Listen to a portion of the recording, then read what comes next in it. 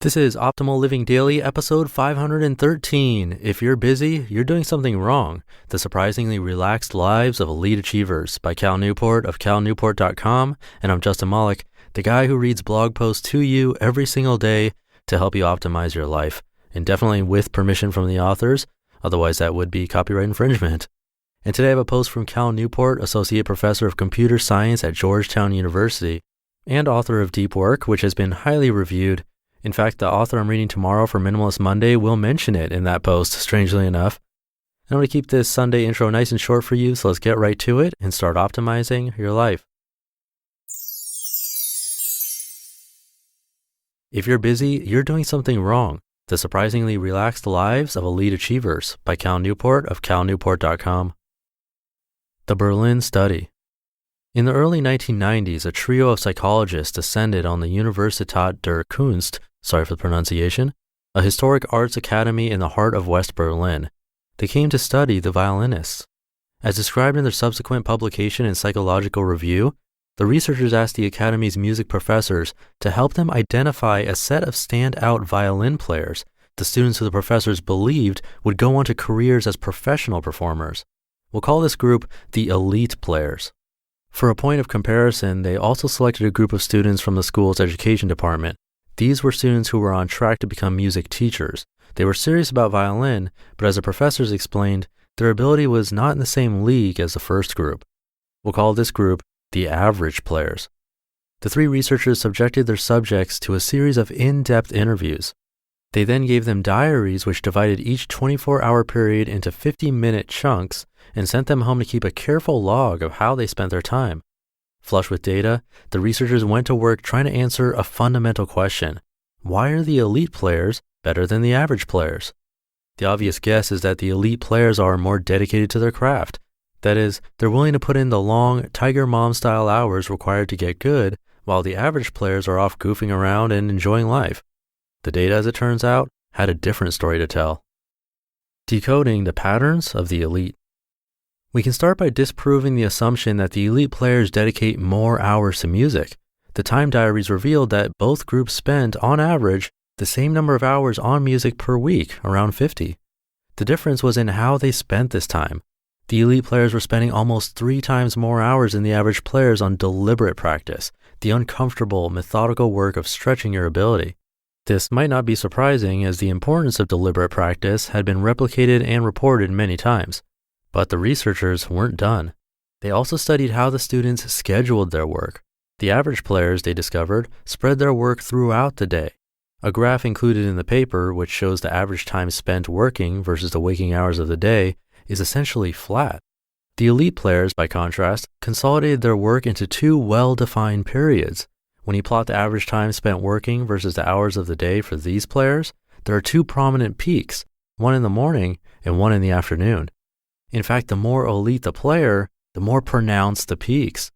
For the best of the best, the subset of the elites who the professors thought would go on to play in one of Germany's 2 best professional orchestras, there was essentially no deviation from a rigid 2 sessions a day schedule. This isolation of work from leisure had pronounced effects in other areas of the players' lives. Consider, for example, sleep. The elite players slept an hour more per night than the average players. Also consider relaxation. The researchers asked the players to estimate how much time they dedicated each week to leisure activities, an important indicator of their subjective feeling of relaxation. By this metric, the elite players were significantly more relaxed than the average players, and the best of the best were the most relaxed of all. Hard work is different than hard-to-do work.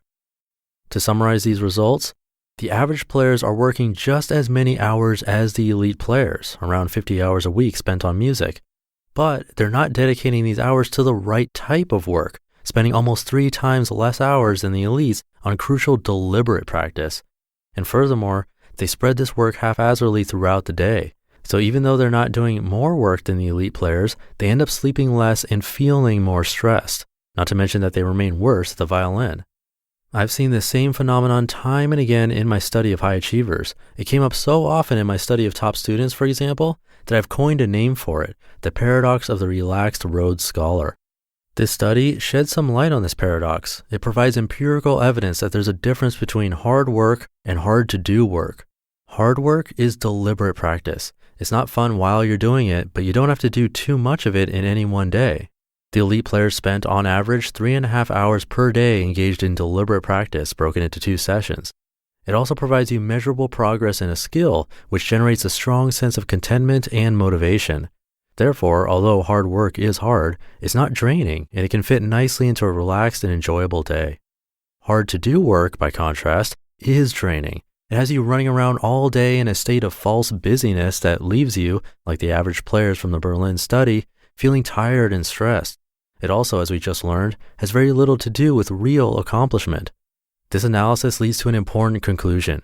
Whether you're a student or well along in your career, if your goal is to build a remarkable life, then busyness and exhaustion should be your enemy. If you're chronically stressed and up late working, you're doing something wrong. You're the average players from the Universität der Kunst, not the elite. You've built a life around hard to do work, not hard work. The solution suggested by this research, as well as my own, is as simple as it is startling. Do less, but do what you do with complete and hard focus. Then when you're done, be done, and go enjoy the rest of the day. You just listened to the post titled, "If You're Busy, You're Doing Something Wrong: The Surprisingly Relaxed Lives of Elite Achievers" by Cal Newport of calnewport.com. And if you need help with that focus, I'm actually going to read a post later this week from Zen Habits all about focus. And again, Cal Newport has a popular, highly reviewed book called Deep Work that you can check out. Now, if you want to help keep this podcast going, I set up a Patreon page with rewards for different contribution levels. For less than 7 cents an episode, seriously, it's $2 a month. You can get this podcast in your podcast app with the outro and any ads and promotional content, like this section right here, removed for you. Up it to $5 a month, and you'll get 10 times the bonus raffles to win books from me. And there are even more rewards, like receiving handwritten love notes from me. Okay, not really love notes, but I will mail you a letter every month and more. If you're in a position where you can support, it'd help a lot. I'm about 75% to my first goal, which will pay for the New Relationships podcast. Right now, it loses money every month. To participate and get those bonuses, come by oldpodcast.com/help. And again, this little pitch right here will be cut out for patrons of the show. So have a great Sunday and start to your week. I'll be back tomorrow for Minimalist Monday. I'll see you there where your optimal life awaits. Hey, this is Dan from the Optimal Finance Daily podcast, which is a lot like this show, except more focused on personal finance. Justin handpicks the best posts he can find from blogs and authors like Ramit Sethi, Mr. Money Mustache, and more, and I read them to you 5 days a week. So if you enjoy this podcast, come on over and subscribe to Optimal Finance Daily too. And together, we'll optimize your financial life. You've been listening to Optimal Living Daily. Be sure to hit the subscribe button to stay up to date on each new episode, and head to oldpodcast.com, that's OLDpodcast.com, for a free gift as well as more actionable tips and resources to help you maximize your potential. Thanks for joining us, and remember, your optimal life awaits.